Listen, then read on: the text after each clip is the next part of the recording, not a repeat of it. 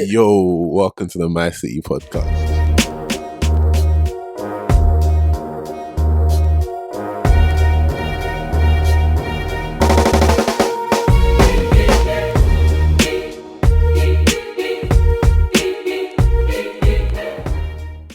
Crisis of faith. I've definitely had, and I actually had one recently last year. And just to get, I guess, personal, like moving away from home for me was a really tough experience because, as I said, Islam is a really communal religion.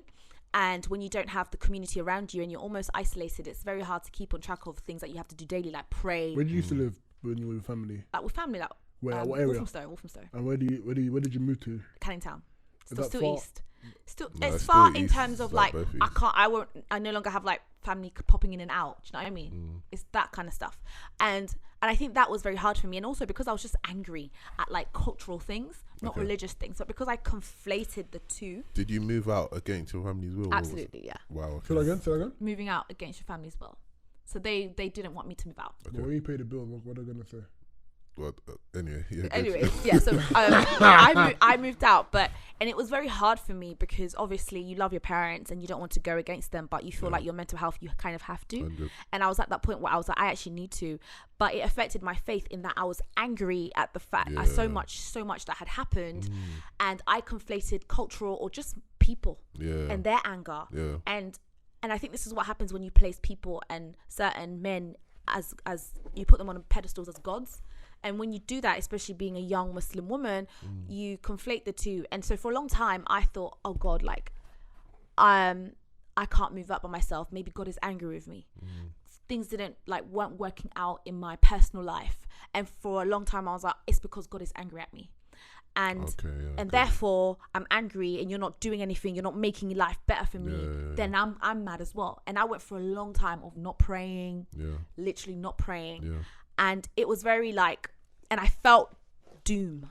You know when you feel doom, like this purpose that you had, just the light just goes. And I remember my good friend Tolu. Alright, shout out Tolly, man. That's my chief. I remember speaking to her about that. Yeah, man, I remember talking to her about that crisis, and she said to me, and I'll never forget it, I don't want to cry. But she was, oh my God, I'm going to cry. You'll get a zoom in on the Zoom in on the What can you say? Zoom in, bro. Zoom in on her face. Where's the tissues at and that? You're right, Ray. We're doing them all. She said, oh, I didn't know this was going to get emotional. I hate you for that question. She said to me, if you feel like that way, that doom, you just have to go to war with God. Yeah, for real. And like go to war with Allah. Like if you haven't been praying and you're like rah, you're on crud, like you want to beef me like this, and you have to like go back in it and move mad to him. But moving mad to God isn't moving mad, but it's more so like pray harder. And one of my other best friends, Anne, said to me, shout out Anne as well. That's my G as well. she said, because this was a big thing for me. She said, don't ask God of things. Don't ask him for peace. Don't ask him. Demand it of him. So don't ask, please God, can I have this? Can I have that? You have to demand it. Like you have to demand it. And I went through a whole process of actually like going to war with God. Like actually trying to pray really hard and not thinking, oh, God hates me. But like, you have to love me because I always say, you made me, Yeah. Oh, sorry. No, I feel you. I feel you.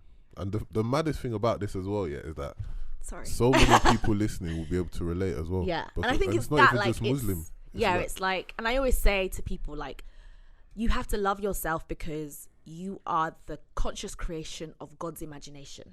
Like Allah sat and he made a mountain and he also made you.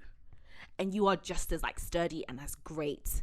And so for me to think low of myself was almost an insult to Allah, in my opinion.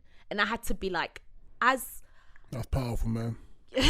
as like somebody that Allah made, I'm just as like precious and just as amazing.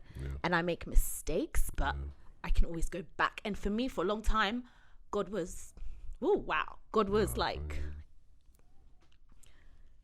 he was I hate you guys. I didn't think this would happen. Well, you're so close. We need to be comforting her. I think for me, like for a long time, God was like something that I feared.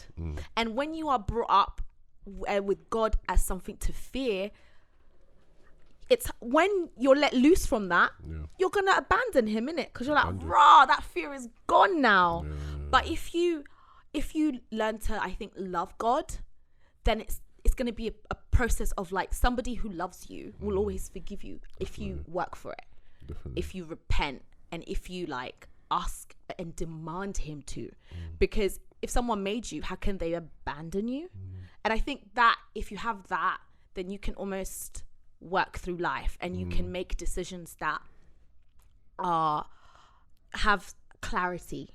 And when you go into relationships, you have that in mind and you move with like that godly like spirit, I guess, or you move with, hey, like I'm entering this thing, but I also need you because I can't know everything. For real. And if it doesn't work out, I know that I'm protected. That's all I have to say.